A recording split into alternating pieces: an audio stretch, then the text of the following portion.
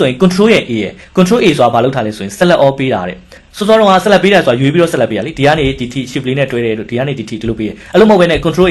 A နေလိုက်တယ်ဆိုဒါတွေအားလုံးကို select ပေးတာနေရာတိုင်းမှာတုံးလို့ရတယ်နောက်တင်မဲ့သင်ခန်းစာတွေအကုန်လုံးမှာလဲ select all ဆိုရင် control ရဲ့ A ရဲ့နေရာမယ်ဆိုတာမှတ်ထားလို့ရတယ်နောက်ဆိုရင်အမြဲတမ်းဒါတွေကပြန်ပါမယ်နော်အဲ့တော့ဘယ်လိုနေရာမှာတုံးလို့ရလဲဆိုရင် selection ပေးတဲ့နေရာမှာတုံးလို့ရတယ်အကုန်လုံးလိုချင်တဲ့အခါမျိုး file တွေ copy ကူးမယ်ဒါတွေအကုန်လုံး copy ကူးမယ်ဆိုရင် control ရဲ့ A နဲ့ပြီးတော့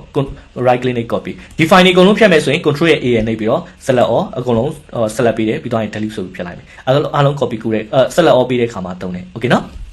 ပြီးတော့ control ရဲ့ CA ကတော့ copy ယူတဲ့အခါမှာတုံးတယ် control ရဲ့ VR ဆိုတော့ page ချတဲ့နေရာမှာတုံးတယ်ဒါကတော့ shortcut လေးပါ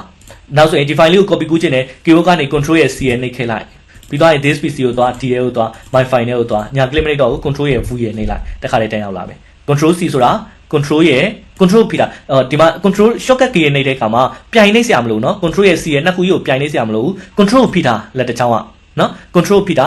ပြီးတော့ရင် C ဆိုတာလေးကိုသွားနှိပ်လိုက် control လက်တန်းလေးနဲ့နှိပ် C ကိုတော့လက်ညှိုးလေးနဲ့သွားနှိပ်လိုက် control ရဲ့ C ရဲ့ okay ရမယ်နော်